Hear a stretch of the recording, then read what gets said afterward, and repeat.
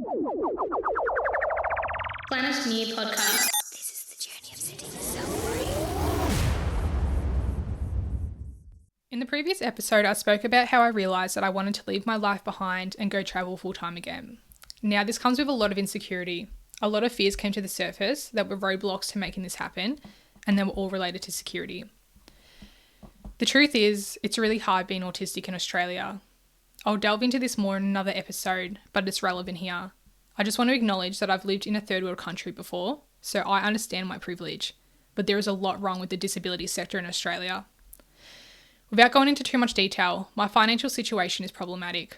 I have autism, which people often don't realise when they meet me, but there is a lot of struggle behind the scenes and a lot of chronic illness that I just spent years recovering from. Because of this, I can't work a 9 to 5. I can work if it's on my own time and it's from home, but unfortunately our work culture is not very flexible. As a result, I can't really find work. I have 2 degrees, one in science and one in journalism, and I can't use them because I can't find a job that allows me flexibility. So I'm stuck. The annoying thing is that I know that I'm capable.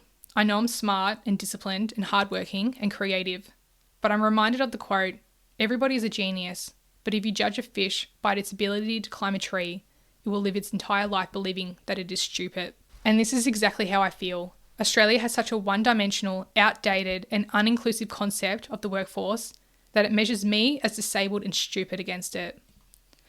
One of my boundaries with people is I can't be around people who want to project onto me a version of me that is more negative than who I feel I am. And that's exactly what I feel Australia is doing to me right now. I know so many autistic people who are extremely smart, talented, creative, who have had this image reflected back to them that they are stupid, useless, and a burden to society. And it breaks my fucking heart. It's actually stupid of Australia because being autistic has so many strengths. For example, it's associated with hyperfocus, attention to detail, analytical thinking, and a different perspective. High-functioning autisms also often have very high IQs. So I feel like the autism population is severely underutilised because society works against us instead of with us. The problem is that Australia keeps you trapped at the bottom of society and then shames you for being there. On top of this, I have a HECS debt of $62,000. This financial year, it went up $3,500 overnight. When I was in high school, student loans were marketed to us as being interest-free, but now we're getting indexed at rates that many people can't even pay off because they don't earn enough. This is even when they are working a 9 to 5. The government made more money last year from indexing students than they did from taxing the fossil fuel industry. Now, because I can't work a 9 to 5, I'm not earning enough to pay off my HECS debt, but every year it keeps going up and there's nothing I can do. So my plan is literally to let it die with me, because what else am I meant to do? The education system is completely inconsiderate of disabled people who can't pay it off. This year I thought maybe I can go back to uni and study psychology because that's a job that I can do from home and work my own hours on and something that I'm interested in. I thought that would help me get out of my situation. But one unit at university now costs $4,000. When I was at Monash in 2018, it was $1,200. So for me to do 2 years of study to become a psychologist would add at least another $100,000 to my student debt, and I would never be able to pay it off. Education is no longer accessible for everyone. This means I'm trapped in my situation. The other problem is that when you start making some money, it comes straight out of your Centrelink. And I understand the point in working to having your own independence. But the point I'm trying to make is that even if you do work harder, you just can't get out of your situation. It's like running on a treadmill. You stay in the same place. You're stuck.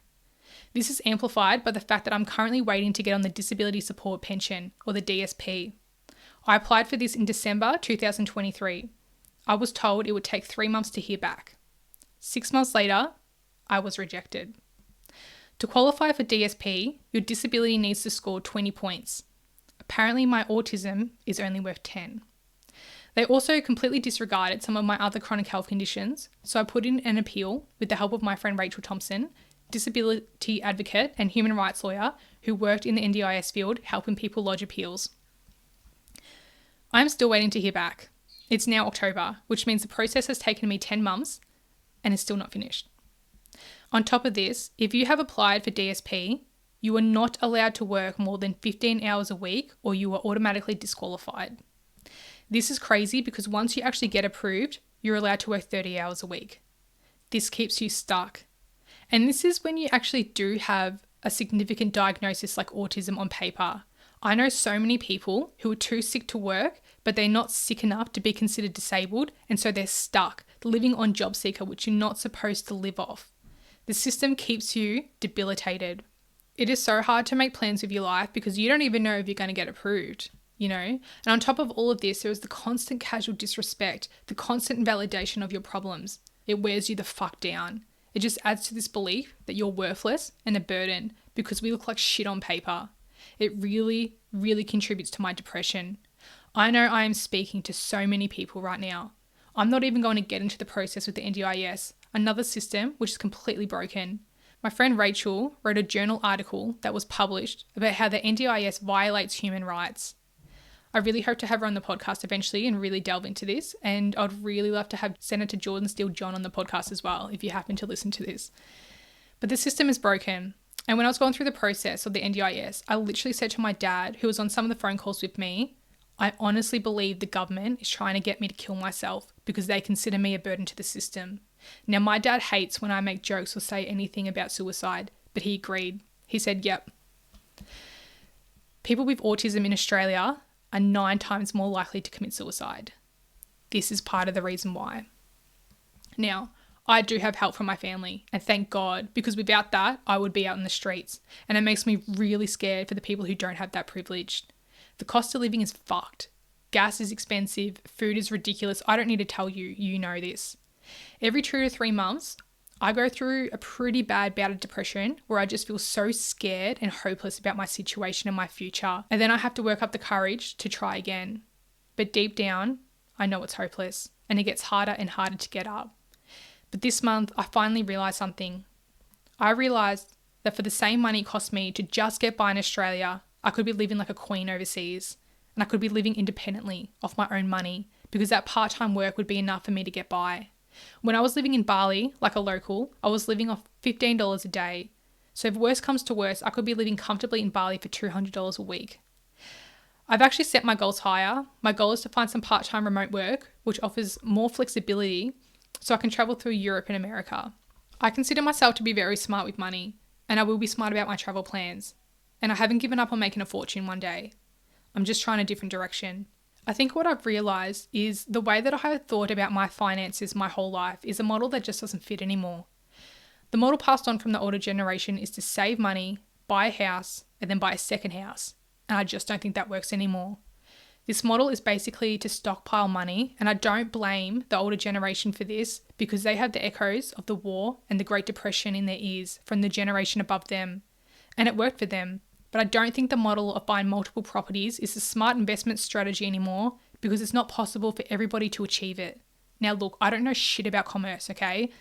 I'm sure there are so many blinders and holes to my logic, but from my point of view, it just seems so obvious that this isn't working anymore. There's just not enough houses for everybody to have these goals and for everybody to be able to be rich. We need an economic perspective that gives everyone an opportunity to be rich, or else the wealth disparity will just keep growing. Now, I'm not telling the older generation to sell their second or third houses. I'm really not judging, and I'm definitely not against capitalism. And there is a lot of pressure on them now to provide for their adult children. But we're the first generation in Australian history that is worse off than our parents. Something is wrong. No, the boomers are not the enemy. I think the problem is the mindset we all have behind money. I think it's fear-based, scarcity mindset that causes people to stockpile money, and this has resulted in greed. And that's a spiritual problem more than a financial one. What I'm realizing right now is that the belief I have in my head about money is what's causing a lot of my depression right now. Buying a house feels so far away. I have this huge HECS debt that is just going up and up. And the only solution I can think of is to figure out an unconventional way to make money. So I started my own business, but it failed. I got into Bitcoin, but it's complicated. I realized recently that I put so much pressure on my arts, like my podcast, in hopes that one day it will pay off, but this kills the passion and the fun of it. And then 3 months later, I'm back in the same position and I fall back into my pit of despair. We interrupt this broadcast for a message from our sponsors. Are you tired of Karens approaching you? So what do you do for a living? Introducing MEW Clothing. Wear this and no Karen will ever approach you again. MEW Clothing, now available at planetmew.com.au. So this month I realised that my North Star was calling me to go travelling again, but I feel like I have to accomplish A before I can achieve B. That I have to have myself set up with a house and an unconventional job and my HECS debt paid off before I can go and do that. And what I've realised this week is that I can just remove the A. The truth is I give up. I give up on trying to buy a house. I give up on trying to get onto the DSP. I give up on climbing the tree. And I feel so fucking free and relieved. Because really what I've given up on is Australia. I feel like I'm in an abusive relationship with my country, and so I'm leaving. I honestly don't see myself settling down in Australia, or if I do, I don't see myself coming back to Victoria. I just don't belong here, and I feel like my country is killing me. Making this decision has meant overcoming a lot of fears around security, as outlined. It's really scary to think that I'll be letting go of my rental because it took like 6 months to find a good house because the housing market is fucked. It's scary to think I won't have the security of a house for almost all of my adult life. But the truth is I realise that one day I'll receive an inheritance from my parents and I can use that to buy a house maybe. I don't really care if it takes me 30 years for that. These are all the beliefs that I'm questioning now, which for so long of my life have been the foundations. I can't offer a solution to the whole economy on this episode, but I can throw out ideas. Having autism means I think I have a valuable perspective that's different. I think we need to let go of this rigid views we have around money, this need to stockpile money out of fear and scarcity mindset. I'm trying to have a more fluid view around money, which is that I don't need a home base. I trust that I'll be okay wherever life takes me, and that means trusting in life and where it wants to take me. It means trusting that if I spend money, it will always come back around to me. In order to do all of this, I've had to have some pretty significant faith. Faith that things will be okay. Faith that things will work out. Faith that I'll be okay. And I feel like that is the whole theme of the journey. And so to end, I'm just going to finish with a quote that I wrote about following your heart. Following your heart is like searching for the path in the darkness. If you trust enough to dance, each step will appear beneath your feet before you land. But without trust, you'll be forced to poke your foot in each direction until you find the next step.